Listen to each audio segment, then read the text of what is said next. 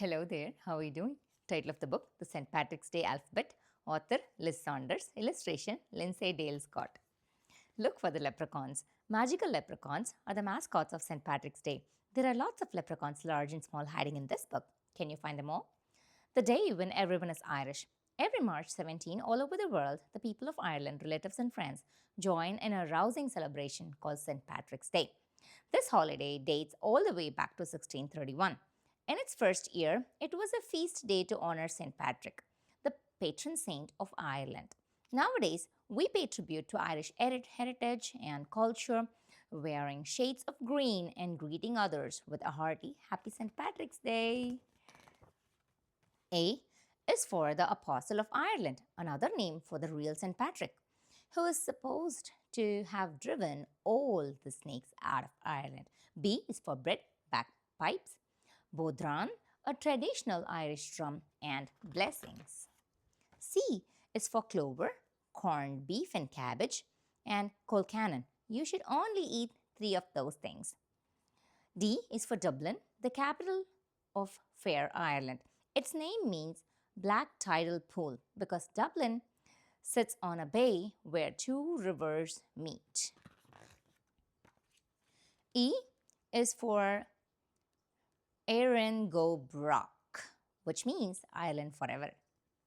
F is for Irish folk dancing, fiddles, and flutes. G is for green and Gaelic G, the Celtic language of Ireland. The Irish language is called Irish in English, but Gaelic G in Irish. H is for harp, Ireland's national symbol. Ireland is the only country with the harp as a symbol. And for Halloween, which originated in Ireland, every year people celebrating the Celtic Harvest Festival wore disguises and made lanterns from carved out turnips, not pumpkins, to keep evil spirits at bay. I is for the island of Ireland, the Emerald Isle.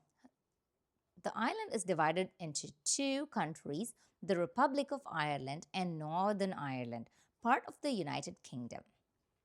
J is for jig, joy, and jokesters, those clever fairies, leprechauns, who protect their treasure.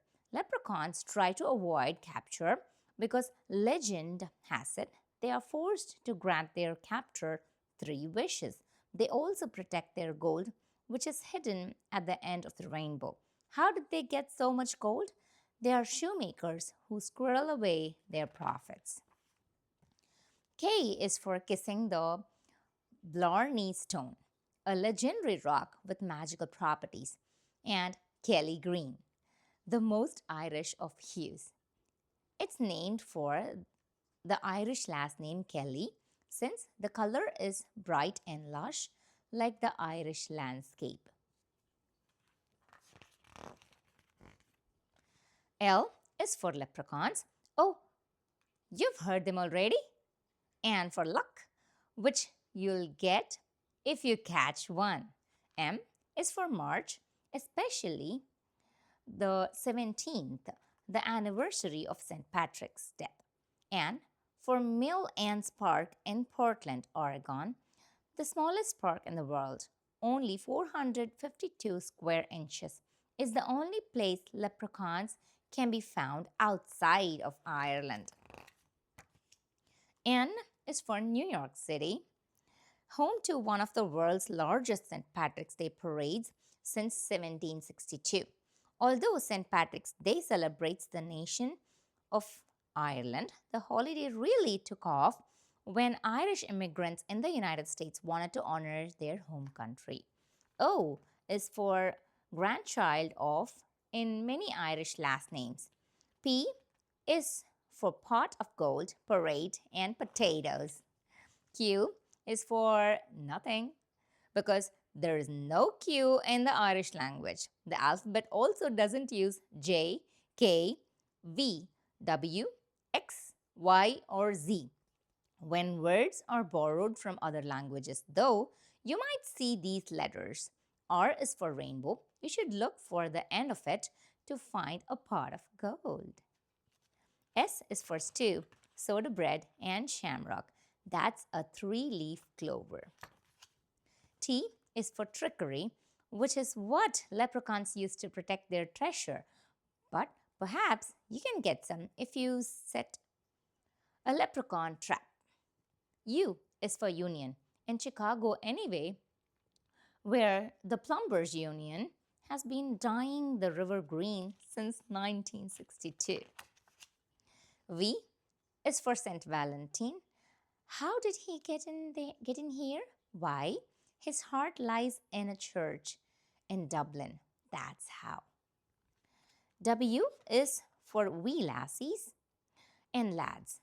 Waterford, Ireland, the home of the first St. Paddy's Parade in Ireland in 1903, and the wearing of the green.